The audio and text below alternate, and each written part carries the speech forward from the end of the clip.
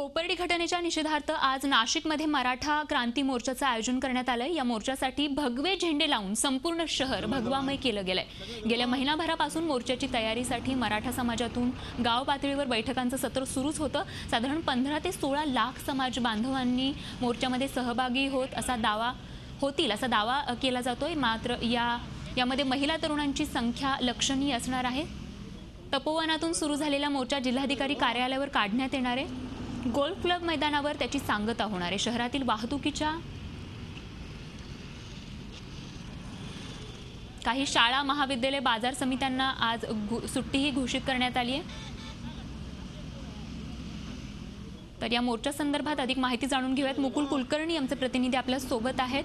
मुकुल, आपण पाहतोय की भव्य अशा प्रमाणात या मोर्चामध्ये लोक सहभागी होणार आहेत असं सांगितलं जातंय आणि हा मोर्चा काढण्यात आलाय। काय अधिक माहिती आहे?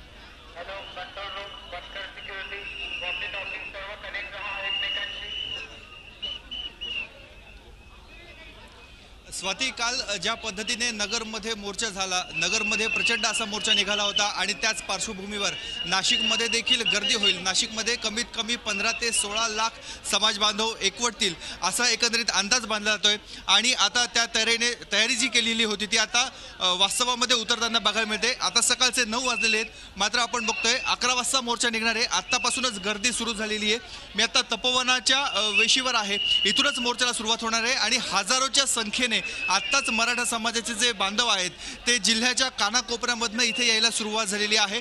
भगवे झेंडे घेतलेले आहेत, काळ्या रंगाचे टी शर्ट घातलेले आहेत, त्याच्यामध्ये जे काही त्यांचे घोषवाक्य होते ते घोषवाक्य लिहिलेले आहेत। आणि सुरुवातीला आपण बघतोय ज्या शेतकऱ्यांनी आत्महत्या केलेली आहे त्यांच्या मुलांना प्रथम स्थान देण्यात आलेले, त्यानंतर तरुणी असतील, विद्यार्थी असतील, महिला असतील आणि त्याच्या मागे इतर प्रतिष्ठित नागरिक, राजकीय नेते यांची गर्दी या मोर्चामध्ये राहणार आहे।